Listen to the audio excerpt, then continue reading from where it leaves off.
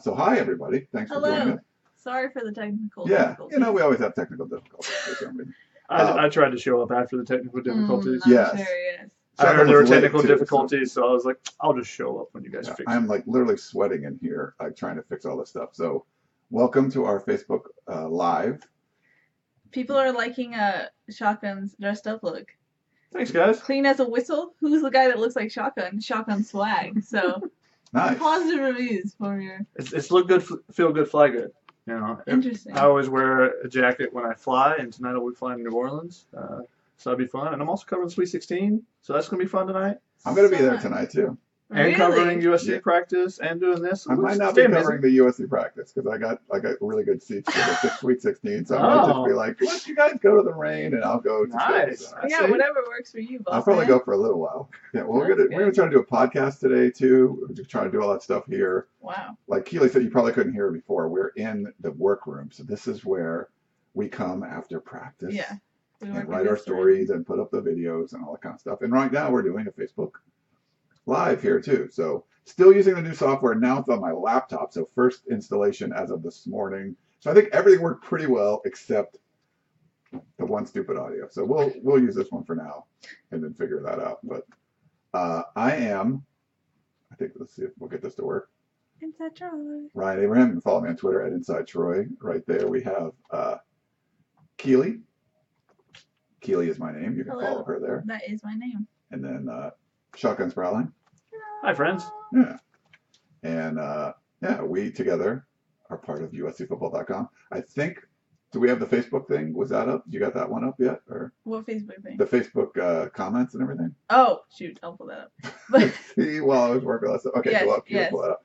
So big thing, USC Pro Day was yesterday in the rain, or part of it was in the rain. Big day for Sam Darnold. I've done a lot of radio since then, like a viral tweet that was all over NFL Network and all kinds of crap. Looked like Sam Darnold's going to the Browns. He played well enough yesterday to go to the Browns. What do you guys think? I mean, you kind of think the draft started yesterday, yeah. where that first pick might have just been made. I mean, with Haslam sitting, the owners don't often go to pro days, so when an owner sits up in the stands, it's just kind of weird to begin with. Like, he's all by himself, just sitting up there taking notes, and maybe that's what works for the Browns, or maybe that's what doesn't work for the Browns. I don't know. Maybe he's changing something up now to try to something else to make the Browns turn their fortunes around. But he's sitting up in the stands. Darnold's parents eventually go over and chat him up for a little bit.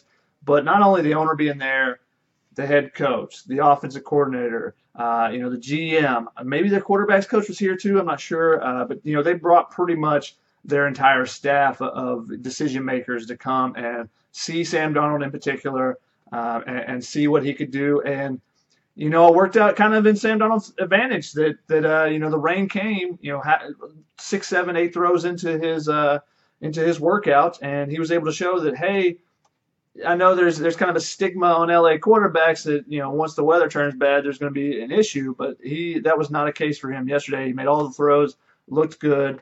He had some drops by the receivers, but GMs and scouts don't look at that. They say, oh, well, we just got Jarvis Landry, he'll catch that ball. Or when Sam overthrows a guy, he's like, well, Jarvis Landry will catch up to that one, that type of thing. So I think they came away impressed. I know Josh Rosen during his pro day said he wished it rained. Sam Darnold got that opportunity, and I think he made the most of it. And Sam also mentioned he had dinner with the Brown staff the night before pro day too. Yeah. So he said he also met with the Giants, I think 2 nights ago. So those first couple of teams, I think he said that was the only 2 that he kind of met with this week, leading up to the pro day. So there's your number 1, number 2, and number 4 picks. So you have to imagine that Sam Darnold's not making it out of the top 4, and he probably made himself some money yesterday, solidifying himself as the number 1 pick. Probably. I mean, just the fact that there were so many people there, that gives you that inclination that the Browns are definitely looking at him either 1 or 4. And, if they take him at 1, I know a lot of people are saying Saquon Barkley. And I was talking with a USC coach, and they said, well, if Sam Darnold goes number 1, the Giants, are they going to keep that pick and take Barkley, or are they going to trade back and try to get a loop? They have to either take a quarterback and follow up that, or kind of trade back and get a bunch of draft picks, and they could do that potentially because of the fact that there's a lot of teams that are looking for quarterbacks, and someone's going to have to trade up to get past the Broncos, and the Broncos are likely to take a quarterback as well. So if you want one of those guys, you're going to have to move up to 2 or to 4 for the Browns. The Browns could trade back. There's a lot of different scenarios. I think this is one of the most intriguing top 5s in recent history, just because there's a lot of moving pieces, a lot of different things that could happen. The Browns might still end up with Saquon Barkley at 4, if they really like him, and a lot of people are saying, hey, after the combine, he's got to go number 1. The way it plays out, they might end up with him at number 4 as well. It might actually end up kind of like the movie Draft Day, where they draft the guy they really like initially, and they end up with the best guy still later. So I think that the Browns have an opportunity here to make a real big home run first 4 picks there. Getting those top 2 guys, so they could really turn around the fortunes of their team in 2 picks. Jimmy, so the owner of the Browns, Jimmy Haslam, was there. I don't remember seeing a whole lot of owners coming to Pro Day. Is it still, we streaming still? We good? Yeah. I got a little like X on my thing. I don't know what figure this out.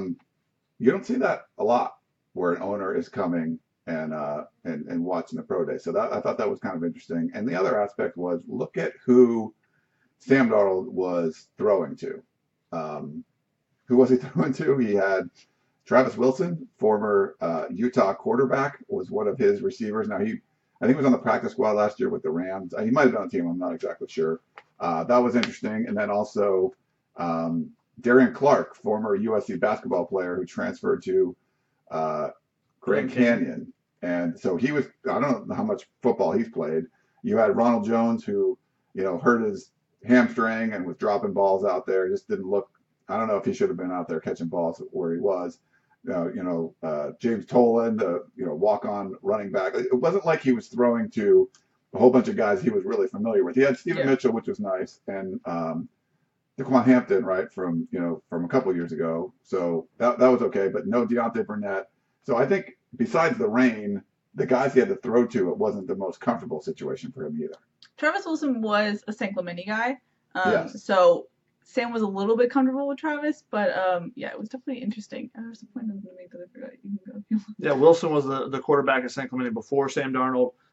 They, I think, work out in San Clemente still some, so they have a good connection there. And like you said, Wilson signed with the Rams last year as a tight end. The fact that he was at Pro Day tells me that he's not signed with his current team. I talked to him a little bit. He's not with the current team, but I don't know if he was on the roster last year or if he was just like a practice squad guy. Same thing with DeQuan Hampton. He was on the Saints practice squad, I think, at one point, or just was signed as a undrafted free agent, but he is not on a roster currently. So he did some things at tight end as well. Darren Clark was at tight end. So you had basically 3 tight ends. You had 1 true receiver in Stephen Mitchell, and then it's kind of hard to showcase all the things you can do with there's a couple of random short dudes that were out there that we've never seen before. They were just, speedy short dudes, I guess, that were out there to help out. Which is funny because Darnold was like, I didn't want to throw the combine. I wanted to throw my guys here at USC. And I'm like, you really only threw to Stephen Mitchell. Yeah.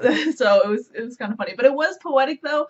Sam Darnold's first career start was at Utah when it was raining against Travis Wilson. And now his pro day was with Travis Wilson when it was raining. So, the parallels are there. I think Travis Wilson ended in 2015, though. I think Really? Yeah. Troy Williams. It was Troy. I think Really? Troy Williams. Because Troy Williams had his best game ever, throwing back shoulder never mind. fades against Adoree Jackson to Tim Patrick. I was there at that game in Utah, so you'd think I would remember that. I was not, and I do remember it. Well, there you go. Though we also had this discussion yesterday, so We did? not you. We did. Oh, okay. Yeah. Because Chris and Dan and I were like, yeah, it was Travis Wilson. No, I talked to Travis, Where were and you guys? he said, I said, what was your last year? It was 2015. Oh, okay. I was on the field to look it up and stuff. But, nice kid, San Clemente kid. Do you have the Facebook stuff? It's not loading. It's not loading? It says the site is unreachable. Really? Mm-hmm. Well, that could be a problem. So I guess we could just read the Facebook stuff, or I can could try read to it. pull it up. Let's see. I might have it. Someone wanted to know, who do you think is going to be the second Trojan picked in the draft? Ronald Jones. Oh, that's the question becomes Ronald Jones or Rasheem Green. Rasheem Green looked a bit thicker to me. I think his trunk, everything from his chest to his core looked a little bit thicker. That was the case with a couple of guys. Which raises questions about this is the second pro day in a row where guys look pretty different from the last game we saw. I do want to talk about that. Yes, okay. However, the last pro day, their benches and stuff were terrible. So it's not like they looked a bunch better and they were performing out of their mind after doing something previous and having bad marks. But that's still a knock on the strength and conditioning program. It depends on what the coaching staff is looking for. The strength and conditioning staff takes their lead from the coaching staff, and now some. I think it's easier to look at kind of basketball because you have different body types. But like basketball, you have certain teams that like to be long and lean. That's the Andy Enfield style. Florida State, who's out here as well, that's their type of style. They want long, lean athletes that can be disruptive defensively. Whereas other teams like to have big body guys. You want your 7-footers. You want to bang down low. Big East style basketball. So I think you have that some with football. Now, obviously, bigger, faster, stronger is always the mantra, but some teams prefer speed and quickness rather than just straight bulk and different things like that. And then I think when guys go to pro day, they feel, or leading up to pro day and getting ready for the combine, they feel that they, need to do something else sometimes to impress the NFL scouts. So sometimes maybe it's the coaching staff. We don't really know in this regard. It is disconcerting to see that, when you look at it and you're like, wow, that guy got bigger and that guy got bigger and that guy. Wait, how long have they been gone? 3 years? Like, Nico Fallo looked huge. Nico Fallo looked like a different person. Yeah, Ryan pointed out as soon as I walked in, he's like, look at Nico Fallo. Look at Nico. I'm like, oh, dang. That he looks much thicker, bigger. And I think Dan said he looks like an SEC lineman now. He looks like an NFL guy. He just had a thicker presence about him. And you look at that, and in 4 years, he couldn't do that, but he did it in 3 months. I think that is the thing that Dan was most concerned about when he was talking about it. Is like, how does this happen in 3 months if you can't do it in the first 4 years you're on, or 5 years in his case, on the roster. So I definitely think it's disconcerting to see that that guys have transformed their bodies so quickly and they couldn't do that same thing here. Yeah. There's also other factors. Me and Ryan talked about it. It's just you have class, you have all these other commitments while you're in school. When you're getting ready for the combine, that is all you're doing. You're not taking classes. You're focusing. You're training for your future occupation. So it's a little bit different in that regard. You can work out multiple times a day. You can eat exactly what you need to because you're not rushing to get to an exam or having to stay up late. So a little bit different, but also 3 months versus 5 years. Ryan, I feel like you have some hot takes about this. I mean, it's certainly concerning that you can do that, and you wonder, looking and being in shape for the combine, is that exactly what you want to be in shape for college football? And every strength coach and conditioning staff has their own philosophies. So I think Ivan Lewis's philosophy, that's pretty clear, doesn't really correspond with having great combines, because we saw the 3 offensive linemen come out last year. They weren't very good at lifting as far as 225 pounds, bench press. So like, that's not something it seemed like they worked on in their career at USC, because none of them did really well in that. Also, the 40 times weren't all that great. To see a guy like Chris Hawkins like transform his body the way he did, to see like a trimmer, like more in shape Sam Darnold, and that was kind of concerned. But like Nico Fallo looked like a whole different person. Dan Weber said he was like 5 feet away from him and didn't even recognize him. Like, 'cause he had beard and everything, but he had like this barrel chest and big arms. And if you look at, and I think Dan had a really good point when we were talking about on the field. There were some times that Nico got pushed around last year, and he doesn't look like the guy you're going to push around all that easy. Now, I'm not saying the way he transformed his body automatically. I'm no expert. I'm not saying that definitely makes him a better offensive lineman, but he definitely looks like a stronger, more physical guy. And I think, when he went through the drills yesterday, he just looked a little bit more impressive to me. So is that something they could have done during his career at USC? I tweeted about it a little bit, like, and retweeted Shotgun, and some of us were talking about it, and some people were like, well, you have to go to class and all that kind of stuff. But he really had 5 years to kind of work on this stuff. Can it change that much in 3 months? I mean, over the summer, they could have done that at any point, So, I mean, I think it's a little bit concerning. I don't always correspond. People talk about injuries and all that stuff. I just really think he looked more like an NFL guy yesterday. He looked more like an SEC lineman yesterday. Could he have done that while he was at USC? I don't see why not. He did it, in the 3 months since the Cotton Bowl. And it's not just guys that were adding weight either. Look at Vianney Talamavayo. Yeah. He lost 40 pounds, Yeah. looked slim, 40 trim, pounds. and Just crazy. yeah, he was at 300. So apparently he was 340. Was his playing weight at USC. He told Danny he lost 40 pounds. I'm not sure exactly when that started. Maybe he added some weight a little bit after being injured and not being able to play. He was listed at 330 previously. So he lost weight. He looked slim, fit. I didn't see his times exactly to see how he ran, but just the fact that he looked really good out there. He ran 5.42. 5.42, which is not very good. Yeah, not Rich Eisen bad, but it's not Damian Mama bad. But That's true. What Damien run again? Almost a 6. It was like 5'9" something, I think. Wow. But obviously, 40 times aren't huge for offensive linemen. Yeah.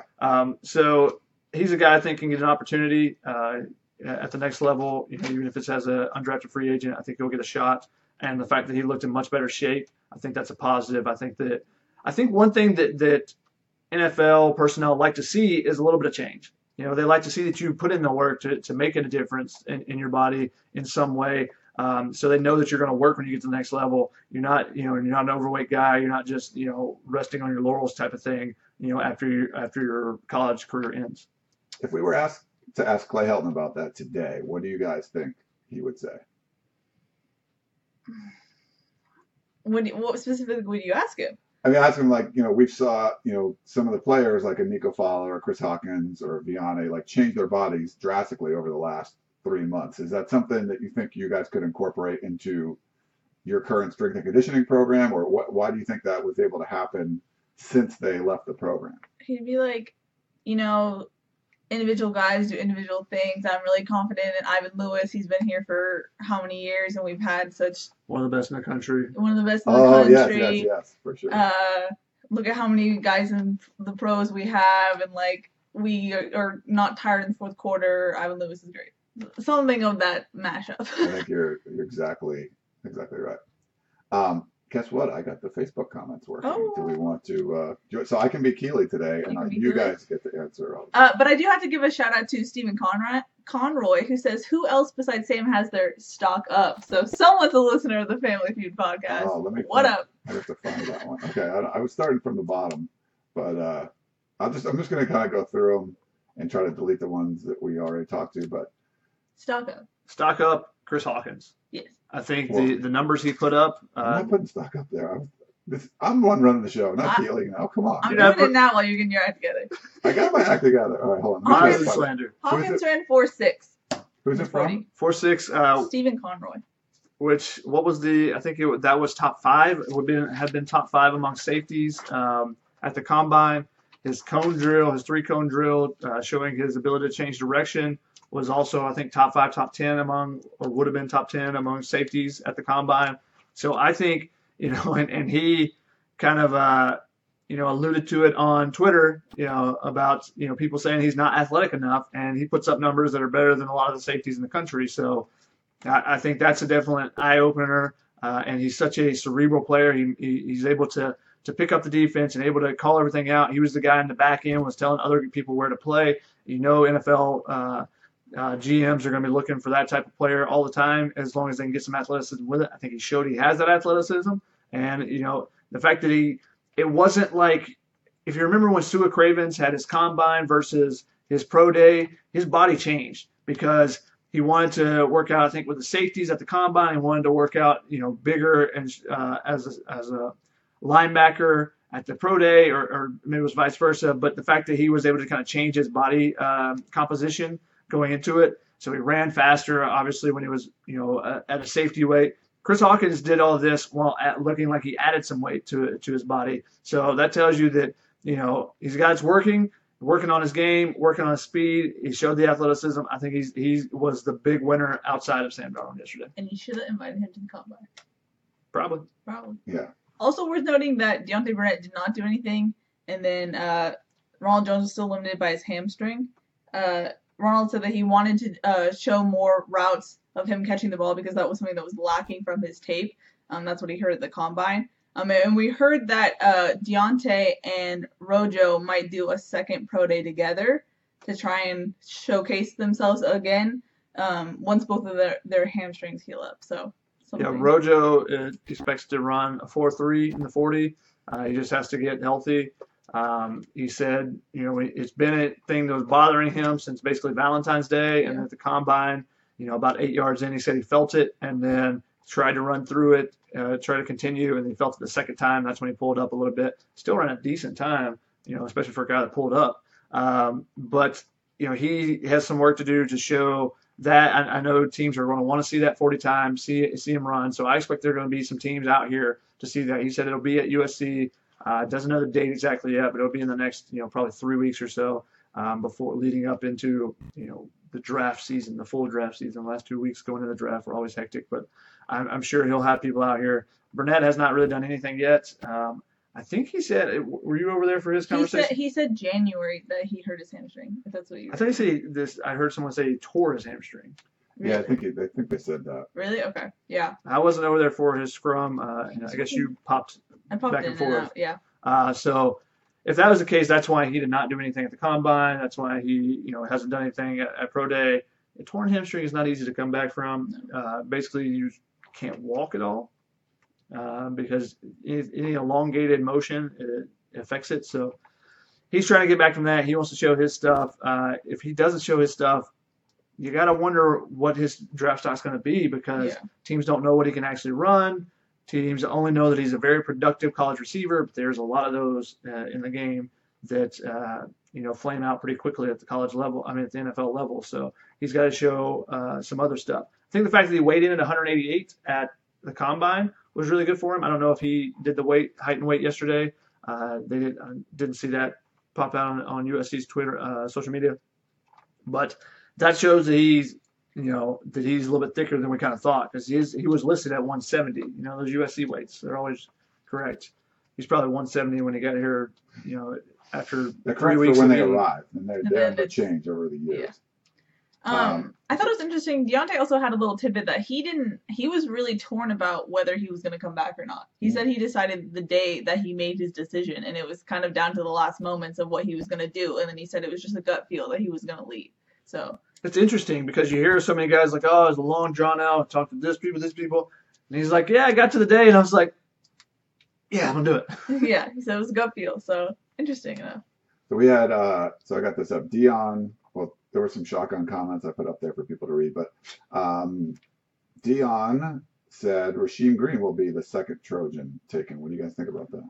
Now, see, the question becomes, how does Ronald Jones look at that pro day? He could potentially work his way up. I've seen some mock drafts having him, up in the teen area with, potentially the Lions taking him. There's a couple teams that need running backs, in those late teens, early 20s area. He could work his way up into that, but is he going to be the second running back taken behind Barkley? That becomes a question. He said yesterday he thinks he's a top 2 running back. Yes. He thinks it's him and Barkley.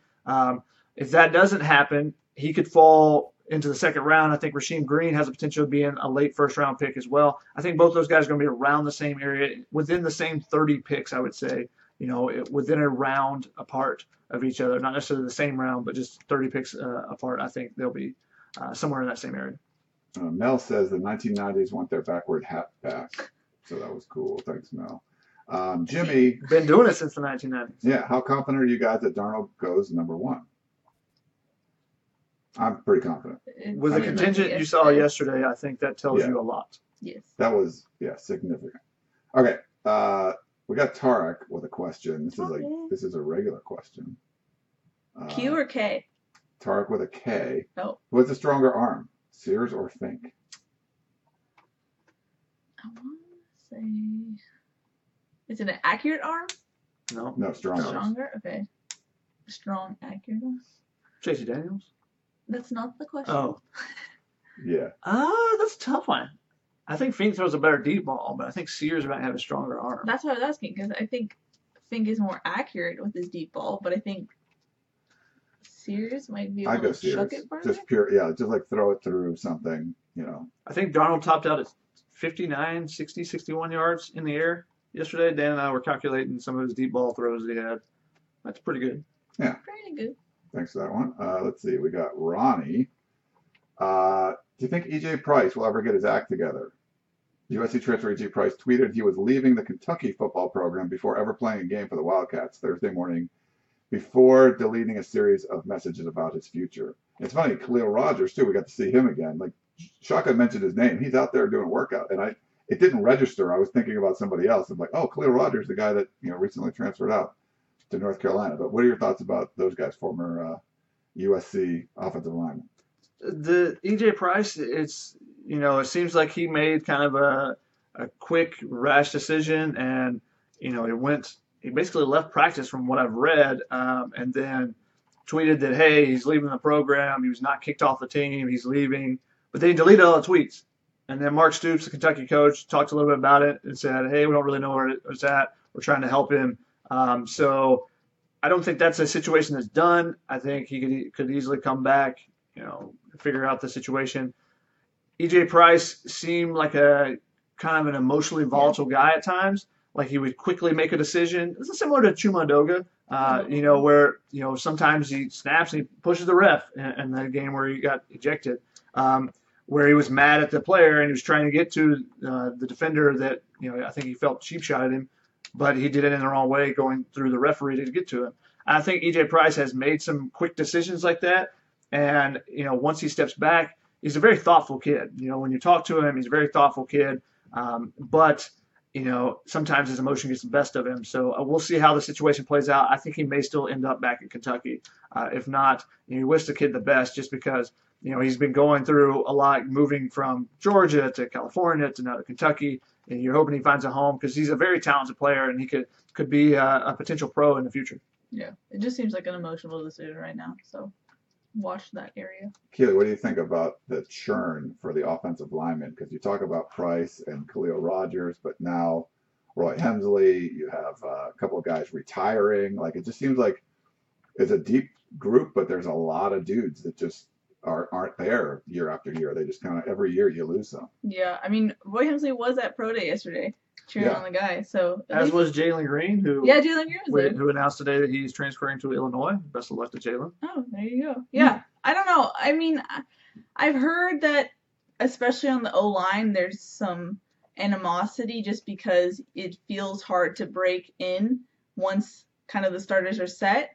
I mean, if you look like Frank Martin, we haven't really heard of him since signing day. I think a lot of players get frustrated because it seems like they can't really break through those starters once it's established. And you had guys like Vianney Talamaiva, Damian Mama, and Toe Lobodon who were there as freshmen and then were starters from all the way there. I mean, it's hard to come in and those guys are already solidified as starters to fight your way through that. So I think some guys get frustrated at that, and that's why you see that attrition.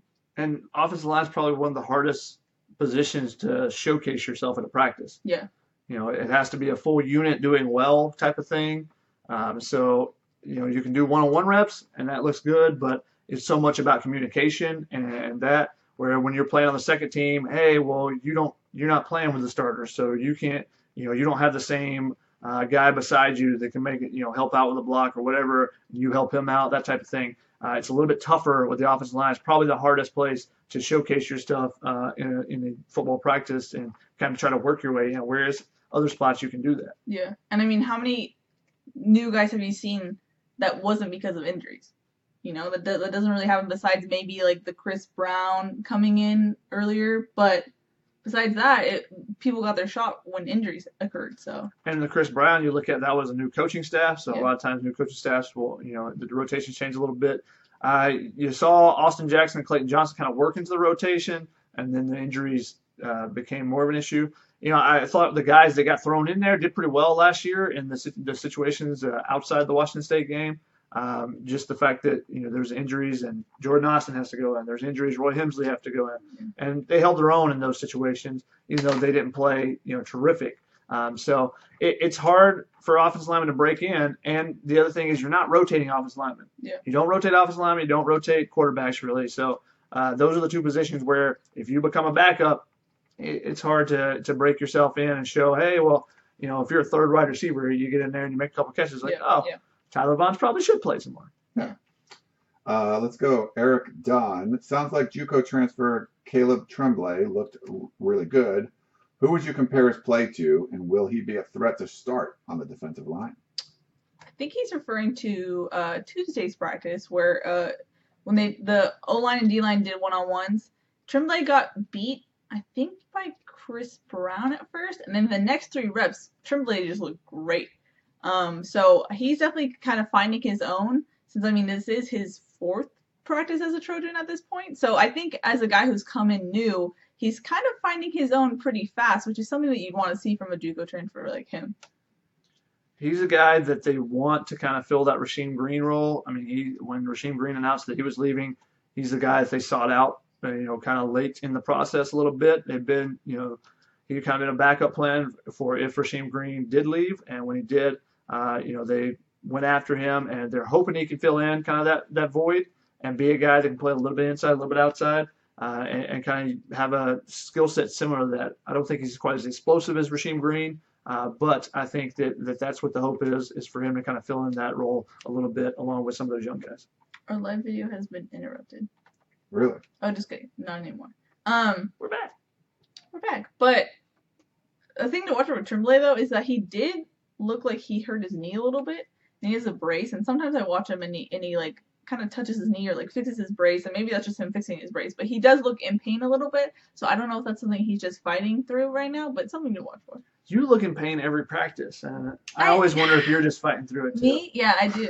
It's hard being next to you for 3 hours a day. Nice. Okay.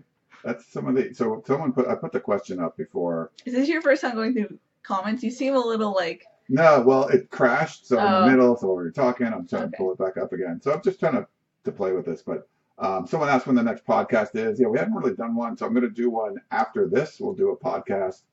I'm not sure it might be with these two. It might be with Dan. I asked Dan, and I don't know if he ever got back to me, so yeah, we'll see. So we have next one. What about Family Feud?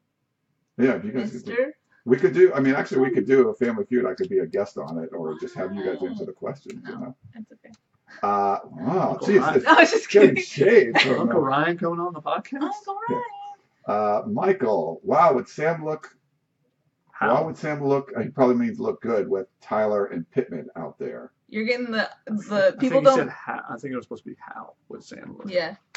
Maybe how would Sam? Yeah, I mean, he looked really good without. I mean, I think there was times when you're seeing him throw a ball deep down the field and it hits a guy in the hands and falls off, or a little guy, like the one bomb, it was like it's through to some little dude, and it was like 60 yards downfield, some ridiculous into the rain after he did a whole bunch of footwork in the backfield, and it like was just over the outstretched hands of this little dude. And you're like, if that's a regular guy, that's a completed pass, So I don't. Yeah, maybe it helped a little bit, but for the most part, people like to see how he's throwing the ball. It didn't really matter once it got to near where the receiver was. I don't know if you guys agree, but Yeah. Even with Deontay out there. Deontay would have helped.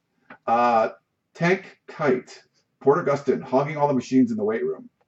That's the real reason for the strength and conditioning issue. That's what I've heard.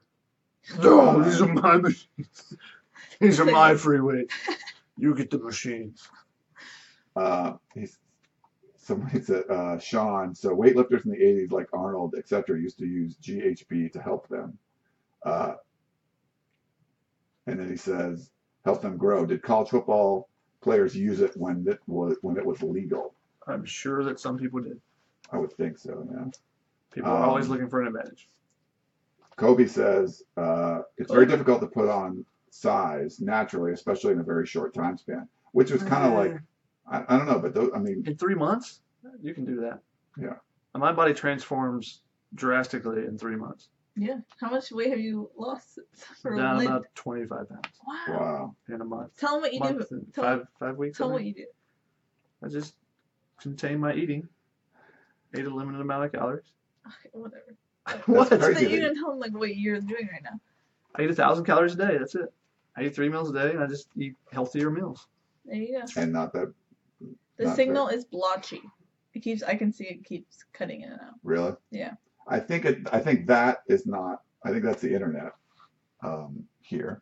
Oh, are you on the SID network? Yeah. Oh, okay. So I think that's where our biggest problem is. Technical stuff like our CPU usage is down. I think everything's good besides now we're not on a dedicated internet because we're here. But Gilbert says strength and conditioning really needs to be part of the USC program. Well, it is Gilbert, but I think the question is, a little more. And then so here's another. There's a lot of comments about this. Ronnie, some kids don't have the resources that they have after being a college athlete. You can't receive anything from anyone, so they might be handed resources and products that they couldn't receive being an NCAA. Is he referencing, if he's referencing like protein and stuff, the football program would provide that. The question is are the nutrition, are they trying to bulk up guys or what? Or do they have them on kale smoothies and stuff? Right.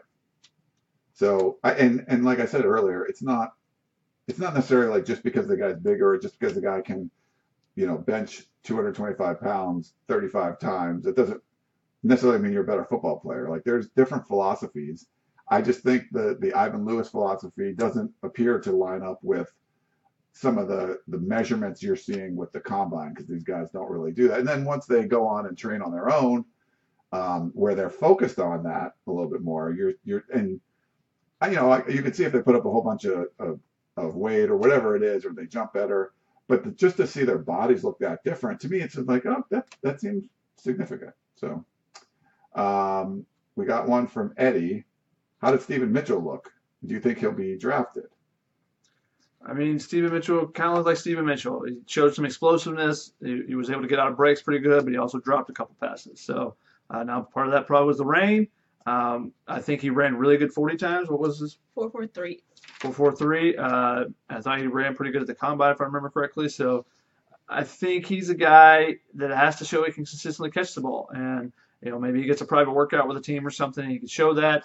I think right now he's probably an undrafted free agent in my mind. Yeah, I talked to him and he said that he's not really getting a lot of interest from teams right now. He's hoping to, but I think that's a good prediction for him. He just has to become he has to become a slot guy. He has to become a Wes Welker, a Tariq Hill, a guy that can catch the ball and make a guy miss and get some yards, get the tough catches inside the hashes and stuff. That's what he's going to have to do. Tester Troy said, Ryan, your post of Sam Darnold's family of the Browns owners all over ESPN and NFL Network. It was all over the complex, which was strange. We just saw that. What's the behind the scenes of that iconic photo now? Did you just turn around and see it and snap it, or what? Okay, so when you're at Pro Day, you're trying to talk to sources. So if you have agent for whatever it is, you're trying to figure out what's going on. So we're trying to figure out stuff that was happening with Ronald Jones. I got a text from someone in his agent crew that he was actually going to do some work. So people were asking, so I tweeted out, hey, he's going to do some work and stuff. We were talking with some other people, and we turned around, and one of my friends said, hey, that's Jim Haslam. He's a big Browns fan. He works at NFL Network, and he told me that was Jim Haslam up in the crowd. And he's up there, no Browns gear, notepad, just kind of sitting there taking notes. It's very strange. And so we were kind of wild. I took a picture of that and tweeted it out, and it got some traction. But then I turned around, and apparently I caught this. There was about a 5-minute span where the Darnolds, who I had talked to, they come up to all of us because they follow us and stuff, and they've always been super nice. Yeah. I saw them, the first people I saw when I came to USC that morning, they had come, and then they started walking with Jordan Palmer going in and stuff, but they happened to move over to where Haslam was. I don't know how that happened, but it was basically where Jim Haslam was sitting. The Darnolds came over with a student, an Annenberg. A grad student. I know who she is. Yeah, she's a grad student. So there's 4 people in the picture, and then there's some people on the outside. Apparently they were together for about 5 minutes. I took a picture of it, and it got blasted around. So some big people took it, but Adam Schefter, I think, was the biggest one. And I had no idea, but he had over 7 million followers on Twitter. So it really screws up your mentions. If you get something like that, people tweet asking questions, and you just can't see them because they're just gone. Did you get a follower boost? I think so, yeah. I don't know how many it was, but it seemed like a lot. But it had over a reach of over 1 million and wow. 150,000 impressions as of this morning, or interactions. So there was a lot of Browns fans making comments and stuff. So basically, people making fun of whatever. There's all kinds of stuff that comes out of that. So it did go kind of viral. It was a little bit crazy, but yeah, they played it on the NFL Network. I got a tweet from this morning, at 3 a.m. from Good Morning Football on the NFL Network asking me for permission. And I was like, well, I'm in bed. I'm not going to see that. But the network already used it. Schefter mentioned it on the NFL Live last night. Ayo. So yeah, so it was kind of some weird stuff. And then like there were people, there's creepers out there like who's the girl? So it was like a college girl or something. And then she had tweeted me and I didn't see it until later. And then I retweeted, hey, if you were wondering who it was, she doesn't know the Darnolds. She was like trying to do her job up there. I guess she was talking to them for a story or something, and somehow she got roped into that. And now she's talking with the billionaire Jim Haslam. And so it was kind of crazy. I'm pretty sure that all happened because I retweeted it first. Yes. Pretty sure that's what it was. I'm sure that's what That it was nice of you, Chuck. I appreciate it. Tester Troy says it's pretty bad. Time to pay for better. We're at USC, dude. This is like, that's not my thing. You also have to imagine that the Darnolds knew who Haslam was because of the dinners and stuff. I would assume that Haslam was a part of that dinner that they had with Sam the night before. So they probably, when they probably looked over and saw him and said, oh, we'll go sit and chat with him and say, hey, this is why Sam's so great. Michael wants to know, is practice in full pads today? It is. First time of spring. I'm excited. Full pads and rain. Nice. Good old football. I don't know. Keely's excited. I don't know where that I might came from. skip the Sweet 16 for it. No, probably not. Gerald, not Gerard. Who do you think will be voted as team captains? We talked about this last week, I think, right? Yeah, and we did not agree with each other. Really? When do we ever agree with each other? That's a great point. Iman? I think we all can agree Iman will be a captain. No. No? We don't agree on that one. Okay, no. If you do 2 defense, it's going to be Cam Smith and a Ajene. Okay, I forgot about Cam Smith. You're one returning captain. Malik, I know, which is bad. Malik Dorton is my dark horse captain I like that. candidate. You traditionally have 2 vet. and 2. Guys have said that he stepped up in the locker room. He's still not a Ajene. Okay. Ajene is the guy that the players and the coaches all look up to. Okay, who's for sure? Cameron Smith. Cameron Smith. Returning. Okay. Yes. Whoever the Is Porter Gustin? no, No. I don't think so. He's not a vocal guy. I think he's there. He's a None big part of the team, but- captains last year. Nobody on offense was vocal. Yeah. Sam Darnold's not vocal necessarily. Okay, yeah, but He's a he's captain. Sam Darnold. That's also true. Oh, you just get a captainship for that. So offensively, probably Toa, and then question mark. If you do 2 and 2, like it's I the don't think there's tradition, going to be 2 and 2. that could be the case. Could be like I last think year, it's gonna be 3 and 1. and 3. If that's the case, then maybe you get Malik Dorton in. Maybe you get Iman Marshall in. Neither one of those guys is a lock. I kind of like his I think name. Ajene is a lock. I think Harris is a lock. I mean, that'd be good for him.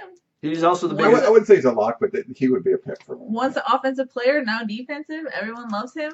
Hard work. Maybe they'll give him the offensive spot. He's like, oh, I was once yeah, an you offensive were player. once, yeah. He was also the biggest hype man yesterday for some of the guys out there. He was in attendance. There's probably 10 to 15 players showed up at different times yesterday. Dory was there. I meant current players. What? I was just and adding then on. and then adding, former players. So mean. There were a ton of guys because you had Adoree, you had Curtis, you had guys that were in the Nelson, media, you Aguilar. had guys that were, True. they're now working with NFL teams. So there were several guys. Hugh Jackson, obviously the Browns coach. You had Thomas Williams, I saw, Matt Leinart, Curtis Conway. I mean, there was Keyshawn Johnson. There was a number of guys that are working. It was a packed house yesterday on the field. Yeah. Troy Aikman was there. Troy Aikman, which was the first time, LA Times Sam Farmer wrote about, it was the first time he stepped on foot on the USC campus in 30 years. Wow. So that's how impressive or how important Sam Darnold is that Troy Aikman took the time out to come and check him out. Troy Aikman, former Oklahoma quarterback, right? That's where he played. Yeah. Oh, Oklahoma. I was near Sanchez, and he was very into Darnold's throwing sessions. Oh, Mark Sanchez? Yeah. Here, I didn't see him. Well, Yeah, that's a good. Here, we can follow it up with test. Oh, I'm sorry, Sean. Crap, I think I went to the wrong one. And so my point was that he was just like, yes, good flow. Yeah, okay, that's it. There you go. Like, he was really into it, and I was like, okay, like, this is like a game. Even the Sam Darnold's mom was like, I felt like I was watching a game out there. I was so stressed. And I was like, it's over now. It's over. So Sean said, do you guys talk to ex-USC players like Leinart at Fox or his high school quarterback coach, Yogi at the Pac-12? What do they think about the future or state of USC football right now? So yesterday, those Yogi was there, Leinart, Sanchez, But I don't think anyone was really talking about the future of USC football yesterday. I don't know if you guys talked to any of them, but No, Not not necessarily about. about the future. Yeah, I think not I about think the future. Darnold stole all headlines and all yeah. talk. I don't. I mean, when I talk with people, there was no mention of Ronald Jones really. There was no mention of Deontay Burnett, Stephen Mitchell, even Uchenna Nwosu, Rasheem Green. It was Sam Darnold and Yeah. Sam Darnold. And granted, it was partly because he was last, and also partly because the rain came then, and it made it even that much more impressive for him to do what he did. Just showing some accuracy, and he wasn't slipping in the pocket or anything when they were doing the rollout drills, and avoiding pressure and that stuff. Very balanced. He threw with good balance too. So he made money yesterday, definitely. Let's go to Greg. Yeah, so yeah, those guys. There was a bunch of everyone was talking Sam Darnold, like Shotgun said yesterday. It wasn't really about the future of the program. Greg, out of the recruits that aren't on campus yet, who has taken advantage of being around spring practice so far? Has JT Daniels been around any regulars? JT Daniels has been in his books, hopefully, because Yeah. if you We want him haven't to be seen on him. campus, he's got to focus on academics. The guy I've probably seen the most, Elijah Griffin, I would guess. Liam Douglas has Liam been Douglas, yes. almost every practice. And Um, Devin Williams. yeah, Devin Williams. Devin Williams was there Tuesday. Tall. This week, or because Yeah, he was he there was there last this- week too, once. No, I think it was this week. Yeah, he was there. Amon Ross said he's coming soon to practice. He's been in his Yeah. playbook for like a month, so You talked to him recently. I did. And Danny said, "Are you hearing Jalen Green to Illinois?" Yes, Jalen Green tweeted that Yeah, he earlier. So. tweeted that himself. So, do you think all three quarterbacks? This is from Kobe. All three quarterbacks showcase themselves week one, or if you had to predict the starter now, who would you go with? Matt Fink would be my starter now, and Yeah. if you mean by showcase themselves, do you think there's going to be a rotation of all three quarterbacks? No. No. Yeah. Dan, so just so you know, like Dan Weber calling me right now. That's all we're doing. It's funny when people like know me and we're doing a live show and my wife will call or Dan will call. It's just like he's probably calling about like the podcast we're doing later. But Dan, we'll have to talk to you later because we're in the middle of stuff right now. So yeah, I think the same thing. I kind of think Fink's going to start the season and then JT Daniels will take over. I think so too. Sort of along the lines with. Unless Jack Sears does something. We haven't seen him as much as we've seen Matt Fink. Full pads today. Yeah, and obviously Matt Fink looked really good the first two practices, struggled the third practice on the Friday. Jack Sears wasn't around because he was at Andrew Voorhees' wedding. But none of that really matters because it wasn't throwing in pads. When you throw in pads, you use a little bit different motion. It's a little bit different. So some guys are great in 7-on-7 and they can't throw it with pads on. So Yeah. we'll see more this week, and these are the practices that really mean a little bit more. And that's what Hilton said on Tuesday. He said he really wants to see Matt Fink and Jack Sears when the quote-unquote bullets are flying, meaning the full defense is out there, and you have to read stuff. And so he said he's really going to put more team emphasis today and tomorrow because there will be full pads, and that's when he really wants to evaluate and test Sears and Fink just to see what they're like when bullets are flying. And just remember, it's spring. Yeah. It doesn't fully matter. It's true. And Helton said so much that this is just an educational spring. You Yeah. don't get the vibe that this is like a competition high spring. It seems just like, oh, we're learning new things, we're getting the fundamentals, and they're trying to elevate Sears and Fink. I don't really feel a competition now. They've rotated those guys with the ones and stuff, but the fall is when things will get hot and heavy as far as the competition. heavy. Wow. Not a dark, deep love, quite, but hot and heavy with the competition. And I think, that's when it'll matter a little bit more. Now, as long as neither one of these guys goes and Ricky Towns it, I think that they're right there in the mix. Is this a verb now? Yeah, Ricky Piling Towns it. on. Wow. And throws 3 straight interceptions to a walk-on DB. I mean, if you do that, then you drop yourself in the ranks. Yeah. But otherwise, you throw a couple interceptions, it's okay if you can progress from that. The coaches aren't looking for production necessarily right now. They're looking for the skill set. Are you reading the defense? Blah, blah, blah. Someone tips a ball and it gets intercepted. And they're like, oh, interception, you're done. You're out. Yeah. Carson said, "Is there some rule that prohibited Vaughns and Pittman from catching?" So I think he's talking about you can't do that. So Vaughn's actually talked about on Tuesday. He was like, if I could catch for Darnold, I so would, but I don't want to violate that rule. So yeah, he tried. But. So basically, you can't have contact with NFL personnel, and there's also, I think there's some agents that are walking around on the field. I think they Correct me keep if I'm agents out now. So I Oh, think do they? agents have to be outside. So, but there's the NFL personnel and everybody there. So It's basically USC compliance's worst nightmare.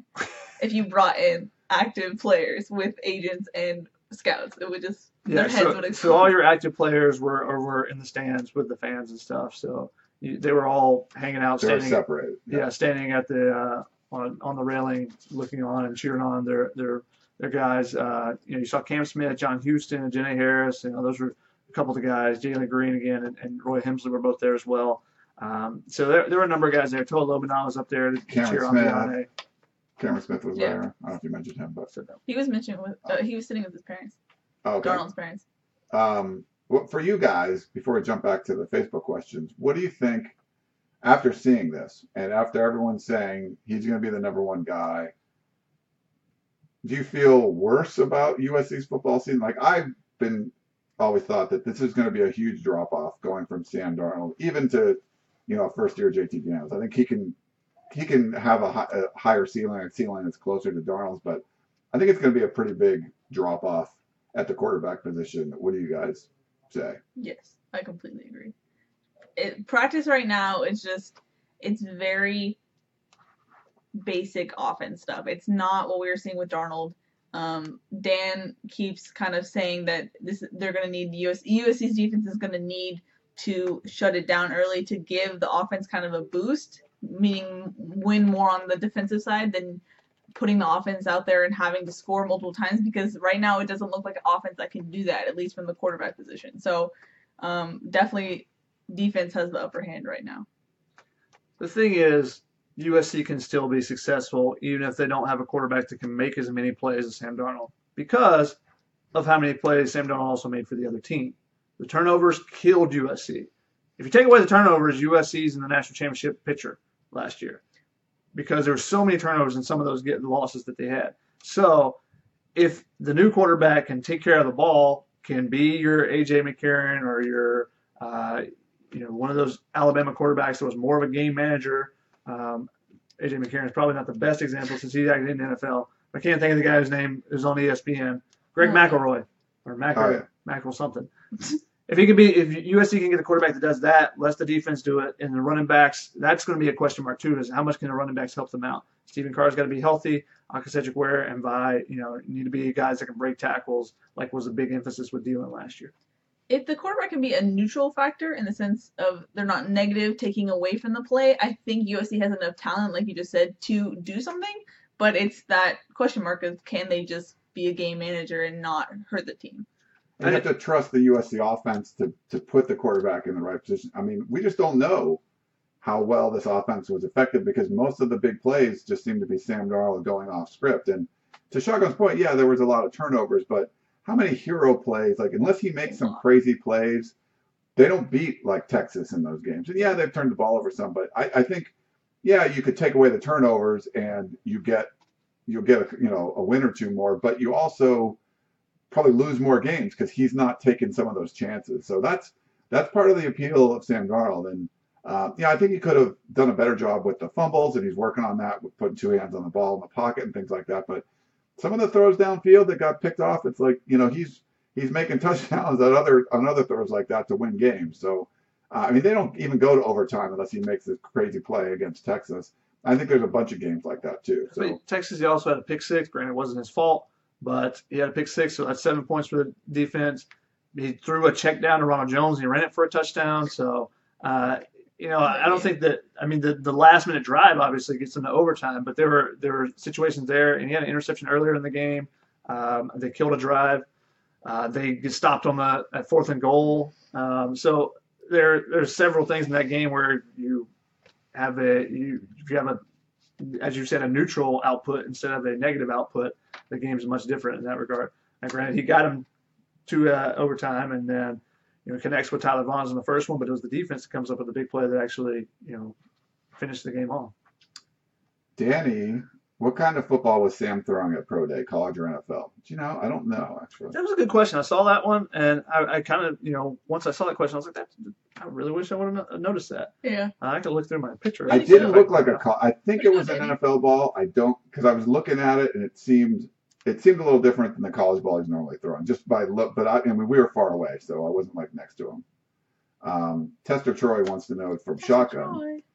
Is Bubba Bolden's spot to lose, or is CJ pushing for that starter spot? So, what do you think? I think it's a kind of a rotation right now. I think that they're going to, they're going to use both those guys there. I think Isaiah Polamau at the other spot is going to get some opportunities as well. I think it's not, I think it's not set in stone yet. I think those guys are still, as Clay said, an educational spring. Especially with both those guys. I think C.J. Pollard has some similarities to Chris Hawkins. I think he can be that cerebral player at the back end that helps other guys. Bubba Bolden is a headhunter type of safety. He's more your tailor-made. He's going to take somebody out. But I think there's a place for both of them. And I think if what we're being told that they're going to rotate more, I think you'll see both of those guys in there. Interesting. And looking through my photos from yesterday, it was an actual NFL ball. Show them. That's not a great photo. Okay, but Super zoomed in, but the So NFL logo is. Look at that. Shotgun's got the NFL ball. Very nice. Yeah, I wrote a story on CJ Pollard because I talked to him in the locker room after the Cotton Bowl. He just seemed very optimistic. And, he's not the first name that comes off your tongue if you're talking about who's going to take over at safety. And it started this whole huge debate on the site about playing time and seniority and all this kind of stuff. So I don't know. I mean, he's a really nice kid. Legacy, his dad played at USC, so you wish him the best and hopefully does well. But I think he can be really good. He's just not a guy that a lot of people are talking about right now. Yeah, he kind of got lost in the shuffle after his redshirt year, and last year with having Hawkins and Tell there, the new freshmen come in, everybody's excited about the new guys. But I think he's a guy that'll be in that rotation, and I think that the more safeties they can get that are capable of performing out there, the more things that Clancy can do. You saw him use safeties at times as linebackers. You saw him in the nickel spot with Leon McQuay. I think he likes those safeties, in particular, the versatility of those guys, being able to use them in different ways. And Akili Ross is a guy that I think is going to be out there too. He's been getting first-team reps with the safety across from Marvell Tell when he's out there, and then he's also the second-string nickel guy. So I think he's a guy they want to get on the field. So those two guys, Bubba Bolden and Pollard, might have to beat him out first before they worry about beating each other out.